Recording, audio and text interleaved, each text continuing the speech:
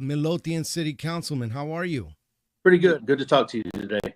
You know what? It's really good to have you on. I've had you on when you were a candidate, and now you're a Yep. seasoned councilman, and you know I've seen you grow. I've seen you go through the things. The city has been through a lot.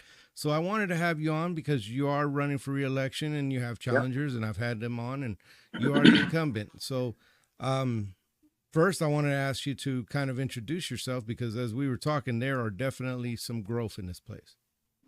Well, first of all, I want to say thanks for having me on. I seem to remember when you first started your shows, when I first started my first campaign in 2020 during COVID, and you were looking for to get that first candidate on. And I don't remember, but there was a mutual friend that kind of introduced us.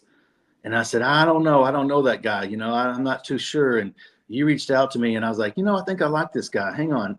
Okay, I'll do it. And I want to say I was either your first committed guest and maybe your second show or something along those lines. I had a little show before this that I canned and got away from, and then I ended up starting this one. But Okay. my very first interview was David, who was running for Midlothian school board, and then I had Andrea, and yeah, you were one of the first ones on too. Okay. Yeah, it's been a labor of love. It's been a while, so but enough Um, about me. well, as you said, my name is Hud Hartson. I'm running for re-election to Midlothian City Council, place 6. I've lived here almost my entire 50 years. Um, I'm a staunch conservative. I'm a 18-year veteran of the Dallas Police Department. I have a proven track record of conservatism, of voting to lower the tax rate. Uh, I've taken steps to help the taxpayers at every step of the way. I'm a voice for people. When people aren't paying attention to politics, which is most people don't pay attention to politics 90% of the year, I'm there. I'm someone they can trust. I'm someone that'll pull back the curtain of the government and talk to them in an open and honest way. Someone they can confide in, someone that will fight for them and hold people accountable in our city government. Yeah. And I can attest that every time I've had a question, I have been able to come to you and say, Hud, what's going on with this, and kind of get some insight, into how you're seeing the things are going. Mhm. Um, Kind of tell the voters in this time, and how many years has it been already, Hud? Three? I was elected after a runoff in December of 2020, and that 2020. was to replace the late Art Perard due to his untimely death. And so I had to turn around and run again the following May. So I was in office 5 or 6 months at that time, and won my reelection the following May. And that's a 3-year term. So here we are in 2024, and I'm running for a third term. That is outstanding. So, in this last 3 years, Mhm. what has been the hardest or the biggest lesson that you've learned compared to when you were a candidate to now? The biggest lesson I've learned, I would say, in this full 3-year term, um, adjusting to politics. I'm a public servant uh, in my real life, so to speak, and I'm used to being a public servant. I'm not comfortable in around politicians. I consider myself a public servant, and so running around in the circles of politics at times can be frustrating. There's a disconnect between our citizens and politicians in this country at all levels, from the president to the governors to the congressmen to the state reps. There's a disconnect. There's a lack of trust, and I've worked very hard to build trust with people when they come to me. I shoot them straight. I can't always agree with people when they come to me, but when I can, we can work something out. And when we can't, if we disagree, we simply disagree, and I try to state my case. But if someone comes to me as a council member needing something, I've always tried to reach out and help them. But in the last 3 years, it's adjusting to the political world that's probably been the most difficult for me. Transparency is big. when you're running in government, and you alluded to some of the trust issues in this country, and Hmm. I mean, city council, school board, they're not immune to it. They're not. There's issues. So transparency in the last 3 years, how have you, embodied that? How have you tried to keep that, going? Because we Well, talked about transparency on the first show. So tell yeah. me about that. Well, before I got on council, there were some voices that wanted to get our city council meetings live streamed, and uh, I'm a supporter of that. I think we need that for transparency. And quite frankly, it's helped me go back and look at some prior votes and stuff like that. So it's helped me too. But, you know, one thing I did notice is, hey, all of our workshops weren't being videoed, or at least recorded, if not live streamed. And it kind of bothered me, especially because some of them were about money, about taxpayer dollars. And those, I think, always, I don't understand how that's not a state law that they have to be video recorded or something. Taxpayers are out earning wages, and they don't often have time to go to these workshops that we have during the day. And so for them to be videotaped is a big deal. And I worked with Mayor Kaufman, and we made him and I together made sure that our workshops are at least audio taped, but almost all the time they're videotaped. So You that's one way I've worked to further the transparency. you talked about, and you alluded to this a little bit, and you talked about accountability. How Yes, sir. important is accountability in your position? When you don't have when the taxpayers and voters, citizens don't have accountability for public officials, it starts to spiral out of control. Um, we need to look no further than our national government. A lot of our politicians on both sides of the aisle are out of control. They go in as middle class Americans, they come out as the top 1%, and it spirals out of control. And on the local level and county level, it's no different. There's not that money in play, but accountability for us, citizens have to find a way to hold us accountable, and or people like me, in office, have got to find ways to hold ourselves accountable. And if anyone has an idea to hold us further accountable, hey, I'm all for it. And like they say, the greatest way to hold someone accountable is at the voting booth. So citizens always have the last answer in that. But accountability, I think we do a good job as a city of being transparent. There's a few things we can improve, but for the most part, we do a very good job of being transparent. I've seen that on this council. I definitely can say that I've seen that. I love. I just never thought I'd be able to reach out to elected officials and be able to talk to them like I Mhm. have, and it's a blessing of the show. But it's also, it says a lot about you guys and who you are. Um, what has been the most to you? What do you think is the most pressing issue facing the city of Midlothian in the last 3 years? What has been like the big one that's hit you? There's three or four of them, but when you said that, the first thing that popped in my mind is taxes. We have people that have lived here their entire lives, that have done their due diligence in retirement, and they're being taxed out of their home. And as you know, in our tax bill, the only portion of that me or we as a city control is the city part. There's the county, the schools, and the city. There's three parts of that tax bill, and the only one we can control is the city part. Um, uh, Citizens should never be taxed out of their houses. It's not American. It's not American. It feels wrong. And I don't know a single person I've ever talked to that about that doesn't have a little rile up in their system when you give them the image of someone being taxed out of their home. It's just not right. Um, that's the biggest issue. That's the biggest issue for Mhm. me as far as our city right now, and that's been the biggest issue the last couple of years for me in taking the steps that I have to correct that. So talk to me, since we since you mentioned taxes. Talk to me about taxes. How have you approached in the last 3 years when you've done these budget processes? How Yeah. and we're going to go into budget side, but Hmm. right now is the taxes. How have you approached the tax rate in these last few years? Well, there's two schools of thought. There's a school of thought of, hey, you're a growing city. You need your tax base. You need your tax rate to be, where it needs to be to afford certain things.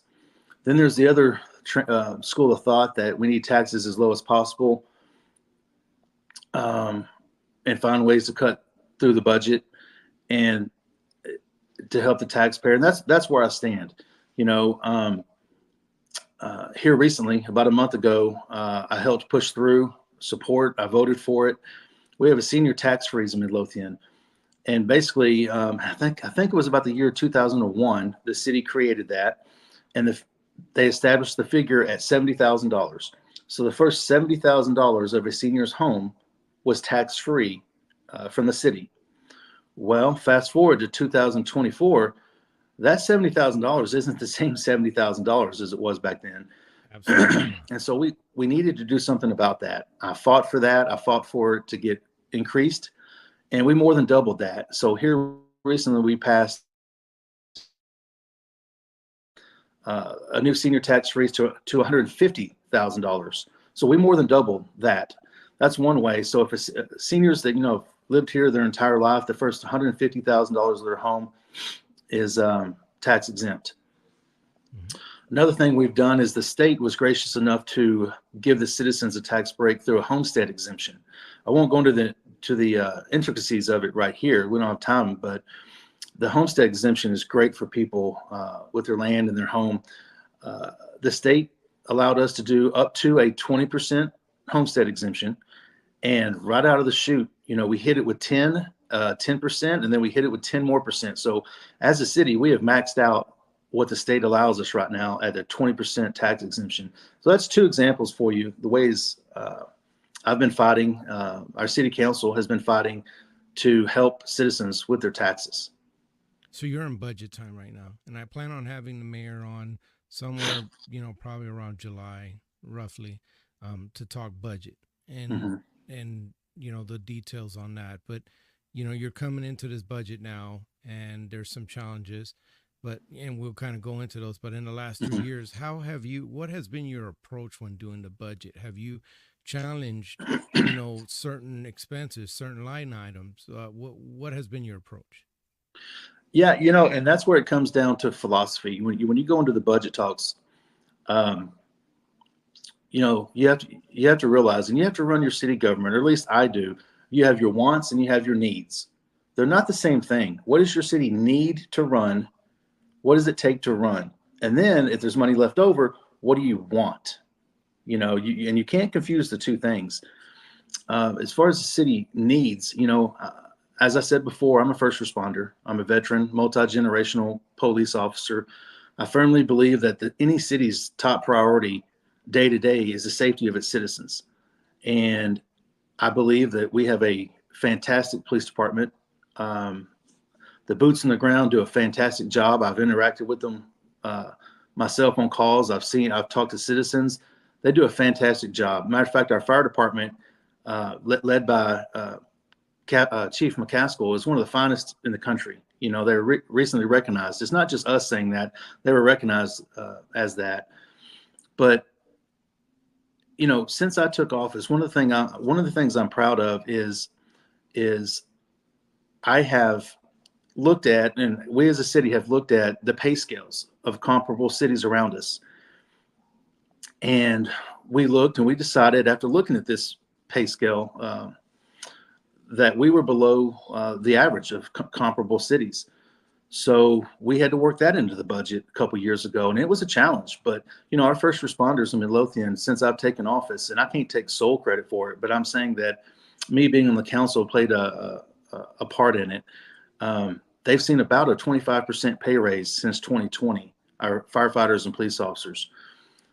So when it comes to time to budget, there's things like that. If you want to give them a raise, well, is it in the budget? If it's not, where do you cut?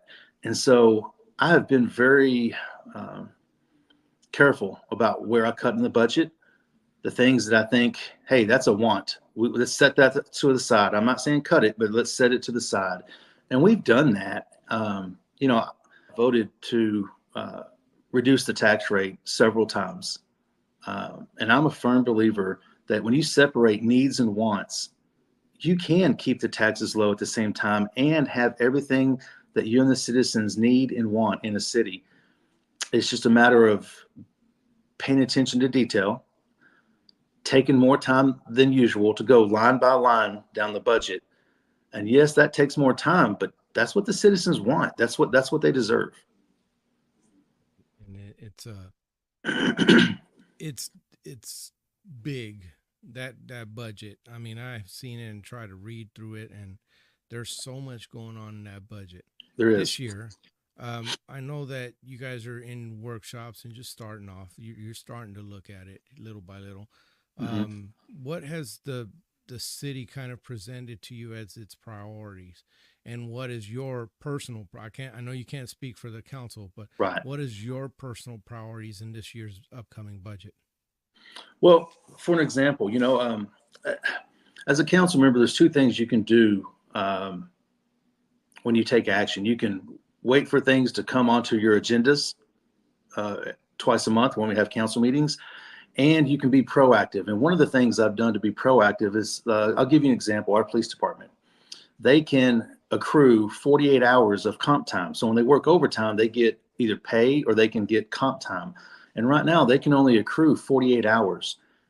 And I've sat down with city staff, and I've sat down with the city attorney, and I've sat down with several council members about this. And to increase that to 100 to 150 costs the city no money, so it doesn't add to the budget, and it adds to their morale. If they're going to take several family vacations a year and they can only accrue so much time, well, they might not be able to take the two vacations. So then they're in a situation where they've got to choose, the family event out of state or this vacation. If they could accrue more comp time and save up more time, they can do both. That raises morale. It helps in recruiting. And so that's one thing I'm going to try to get approved in this year's budget. And I'm going to try to get that in there. And it's to no cost to the city. It only benefits the morale of our first responders. Um,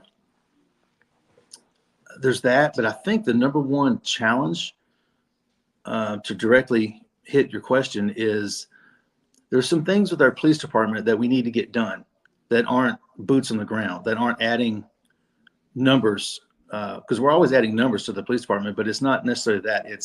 It's things we need, tools that they need, software that they need that cost a lot of money. And so we're really going to have to work together to find room in the budget to afford those things, because our police department deserves the best we can give them.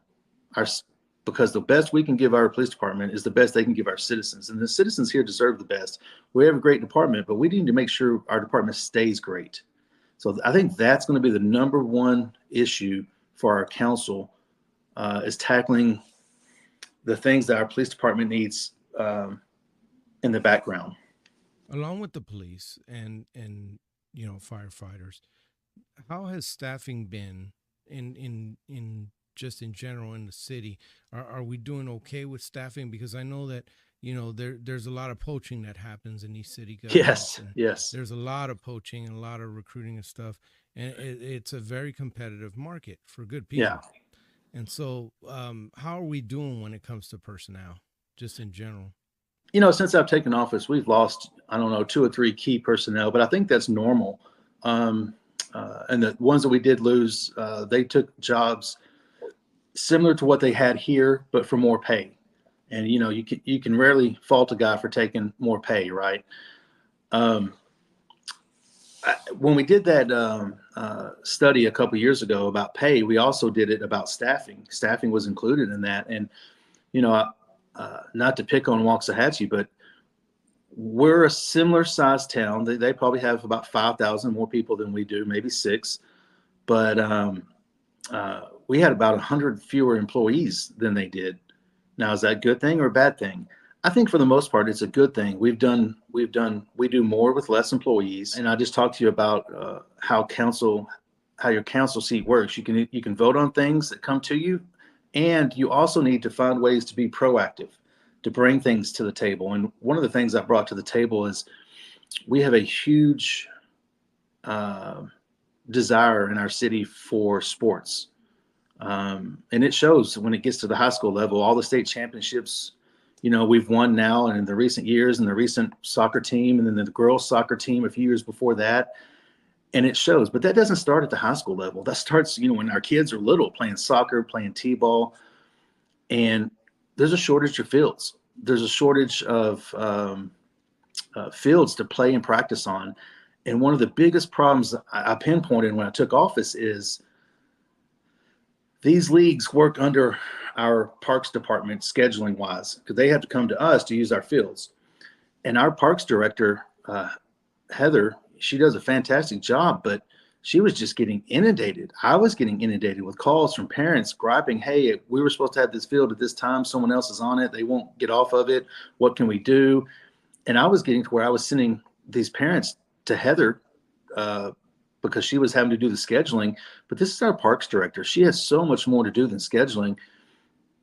And a couple of years in the budget talks, they had projected to have a person come in a new position under the parks director, under Heather, and handle scheduling. That's all this position would do, is handle the scheduling in the fields for all the leagues. And there are thousands of kids in leagues in Midlothian.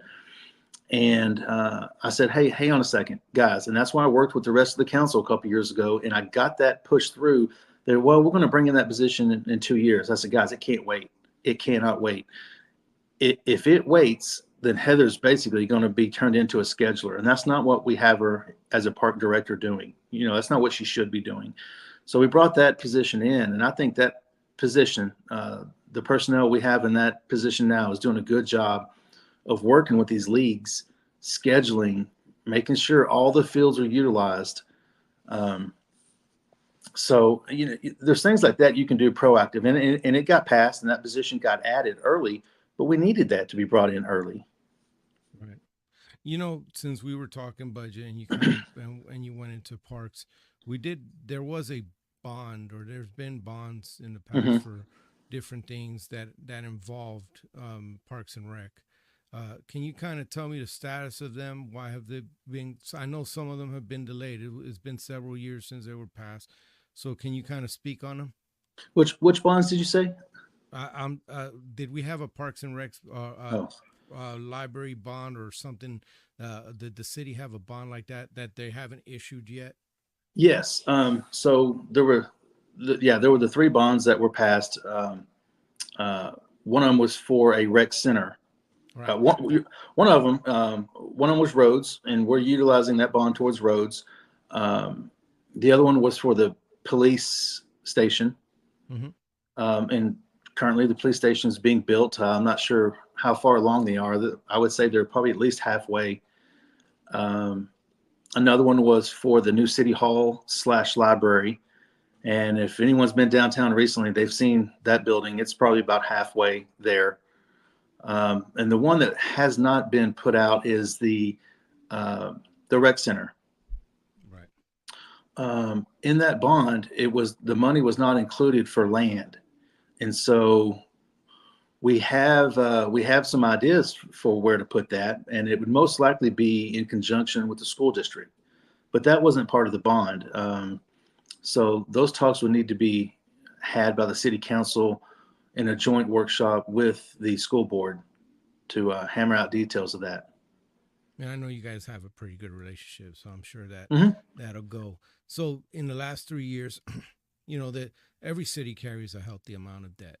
It's just kind Hmm. of from what I've learned, and I'm not an expert on that. It's kind of par for the course. You carry a Yeah. little bit of debt in order to make things run. What is your thoughts on the debt in Midlothian?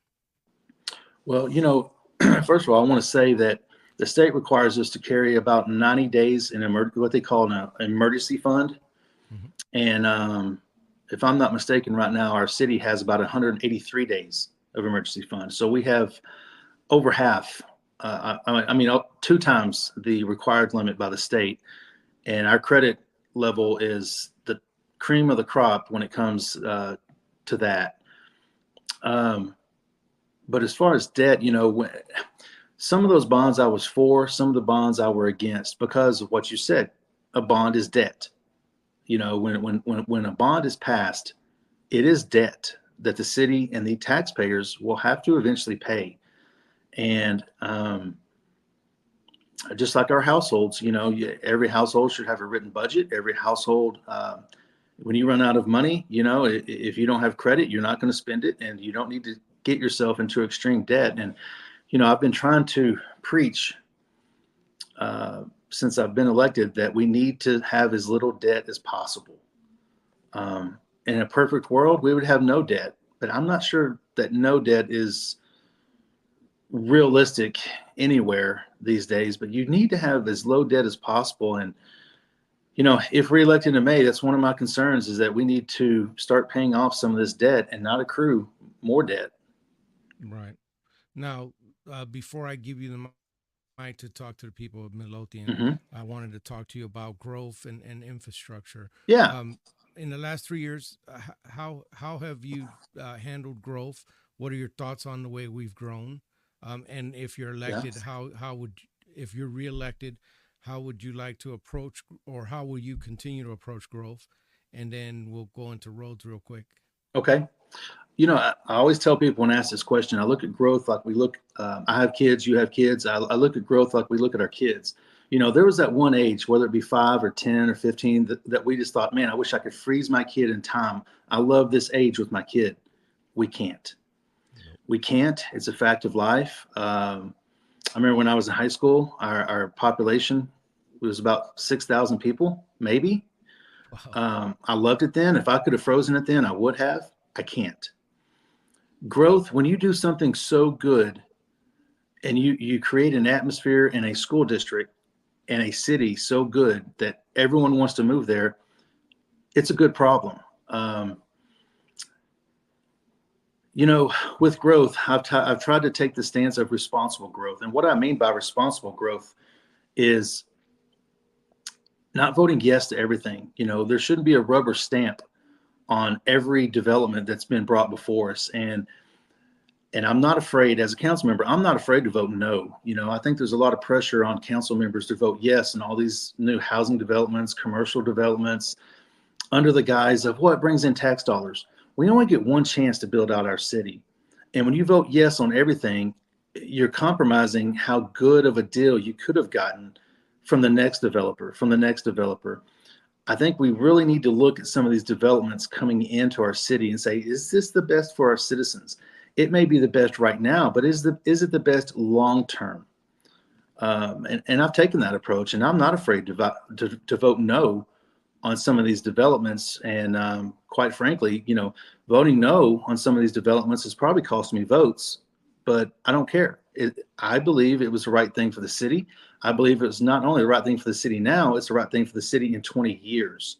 We also have to consider our partners. We're partners with our school district, okay? These parents that get up early in the morning, get themselves ready for work, get their kids ready for school. I hear stories of parents over by Heritage. It takes them 45 minutes to get their kids from school, and they're traveling less than 2 miles.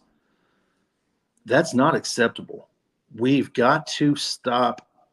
We've got to slow down the rate of growth that we're growing. We've got to stop approving everything that comes before us so fast, if for no other reason than nobody in the city of Midlothian moved here because they enjoy traffic jams. Traffic jams should never be in the same sentence with Midlothian, Texas. And quite frankly, we have them. We have them on both sides of towns at certain times of the day. It takes up our resources with our police department when they could be, answering calls faster, doing proactive work instead of worrying about accidents here and there due to the traffic. And we're partners, like I said, we're partners with our school district. I believe in the last 10 years, our city has really done a disservice to the MISD in that we're almost making them try to build a school every 2 years. That's too much. It's too much of a burden on the school. It's too much of a burden on the school as far as buying the land, designing the school. And it's too much of a burden on the citizens because some of these roads, like 1387, if we keep passing developments out that direction, 1387, people, a lot of people don't understand. That's a Texas Department of Transportation road. That's a TxDOT road. It's not a city road. We don't control that road. We can't go out and just widen that road. And so we're creating a problem that we can't even solve. And so we really, really, really need to slow down our developments. And that's what I've been doing. I'm not afraid to vote no. I'll continue to vote no unless something is just so extraordinarily great that I think we can't, we can't say no to it. And that's my stance on growth. That's my stance on the other topics as well. Yeah, I mean the we do. You did mention that there is a bonding you're using towards roads. I mean, Hmm. like Walnut Grove is kind of rough right now, but Hmm. there's construction projects on that, so that's to be expected. But Hmm. the 1387, you're right. It's something I'm on 1387 every day, It's sometimes an every issue, single isn't it? day. Certain times a It day. it is starting to become Yeah. interesting, very Yeah. interesting. It's a lot different than when I first got here in 14. I mean, Yeah. it's Yeah. changed quite a bit. Yeah. So, Yeah. And this is the point where I shut up and give you the mic, so you could talk directly to the people in Midlothian, because I'm sure they want to okay. hear from you. Um, Here's what I want to tell the voters. When Hud Hartson personally goes to the ballot box, he votes for people that have a proven track record, people that are easy to talk to, people that are easy to get a hold of, candidates, and people that do things. Since I've been elected in office, like I've told DV previously in this video, I've diligently worked with the rest of the council to improve the first responders' pay about 25%. I have voted uh, to lower the tax rate. I have voted for a no new revenue tax rate. I have more than doubled the senior tax freeze on their homes. I have voted to max out. I have supported the 20% homestead exemption. I have, when there was a need, when there was a panhandling issue going on in town, I came to the city attorney. I helped him and the rest of the staff and council craft a panhandling ordinance that was passed. Since that was passed, we haven't had any other issues. Um, when residents come to me with problems, when they come to me with problems like on Walnut Grove Road, the construction we're starting like at 4:35 in the morning, which is before they're allowed to start. I went to city staff. That was taken care of. I think I've been pretty responsive. Of course, no council member is perfect. There might be a phone call they miss here and there, but for the most part, I think I've made myself extremely available to people. I even tell people, hey, when I give you my phone number, you pass it out to any other citizen you want. I pass out that phone number like Halloween candy. Any public official should be easily accessible 7 days a week, not just Monday through Friday, 8 to 5. 7 days a week, they should be able to get a hold of their council member. I stand on my record. I've worked hard with our city as far as the budget. Um, I have many, many more accomplishments I could go through here that me and the council have done, but those are just a few. And my track record is one of being a fiscal conservative. I work well with the Ellis County Republican Party, and there's a reason why certain people are endorsed. Um, I have the endorsement of four-time former Mayor Maurice Osborne. I have the endorsement of former Mayor Dave Setzer. I have the endorsement of the Ellis County Republican Party. I have the endorsement of our state rep, very conservative state rep, Brian Harrison. It's because I work with those people. I have the endorsement of our county commissioner, Lewis Ponder. And I work closely with those people, and you have to. With the late Paul Perry, I worked with him to resolve a road issue out south of town, and it got fixed. A citizen had been complaining that this road had been terrible and this and that for years. I worked with our roads department, and that road butted up to the county, so I worked with Commissioner Perry, and we took care of it. It was simple as that. There was no fanfare. It was just taken care of. Um, those people that I mentioned, they trust me. I trust them. I've worked with them. And it takes that as a city councilman. You have to have that relationship with the county, with your state rep to get things done at times. Sometimes things that will benefit our citizens are bigger than the city. And that's why you need to have those relationships with other elected officials higher than you to get things done. They can open a door for you. I stand on my track record. I'm a family man. I'm a Christian. Like I said, I'm a public servant.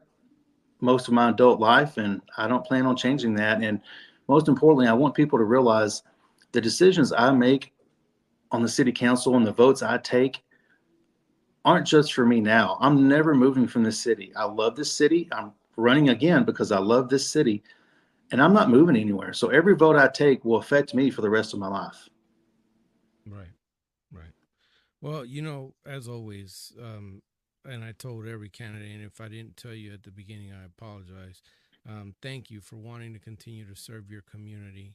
You've had a life of service, and whether it be in the police department or military or just in general, you have a life of service, and Mm-hmm. then now you're serving your community. So thank you for wanting to serve your community and running and put your life into these politics that is Ellis County politics. Can get quite interesting in the last Yes, 4 it years can. covering it. And so someone's got to do it, and here I am. Yeah. So we're gonna have a for those of you listening there, we're gonna have a candidate town hall, and so every candidate, including Mr. Hartson, has agreed to come on. And what we're gonna do is we're gonna have your questions on there. You can ask Yes. them live, or you could send them to Ellis Talker one at gmail.com. Ellis Talker one at gmail.com. And send your questions in. We want as much participation as possible because these guys are all about transparency. They all want to speak directly to you and keep you informed, and so that you make a good informed decision in that ballot box. Thank you so much again for coming on, sir. Can you stick around real quick? Yeah, sure, no problem. Thank Thanks for you. having me.